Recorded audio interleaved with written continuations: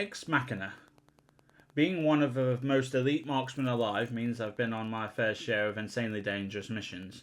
But I'm telling the truth when I say that your pal Hawkeye has never been on one quite like this.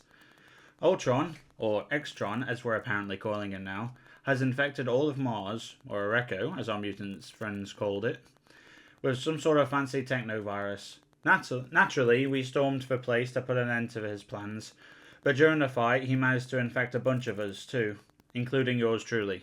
And let me tell you, hearing that chrome-plated creep chattering away in my head non-stop is no fun at all. But at least I was ready for something like this. See, not that long ago, I rescued the Winter Soldier from a super secret Hydra base.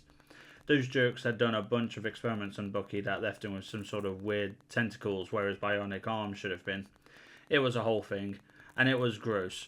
But the point is, it also left him with an elder god called the Hive whispering in the back of his brain, beckoning him to the dark side. Bucky told me that he manages to keep the voices in his head at bay thanks to a bunch of mental exercises he's learned over the years. Hardcore psychic reconditioning kind of stuff.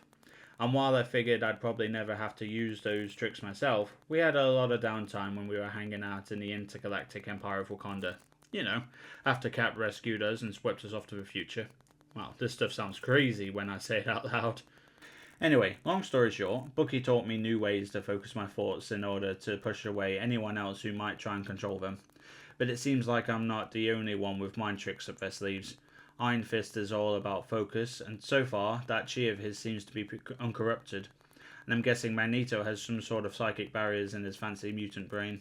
Between the three of us, I think we can finish this mission before X-Tron finishes his. Lindley and I will have to clear a path through an endless swarm of mechanized misfits in order to get Magneto close enough to take back Cerebro. He's been saving up every last ounce of his magnetic might to rip that giant gizmo right off X-Tron's ugly noggin. Then, if Maggie's got any juice left to spare, maybe he can reshape Cerebro into something new to help us put an end to that synthetic sneeze bag once and for all. After the enemy's been sent to a scrap heap, hopefully we can undo all the damage he's caused, to Arakko and to my allies. But even if we erase X-Tron from existence, I've got a feeling none of us will ever be the same after this.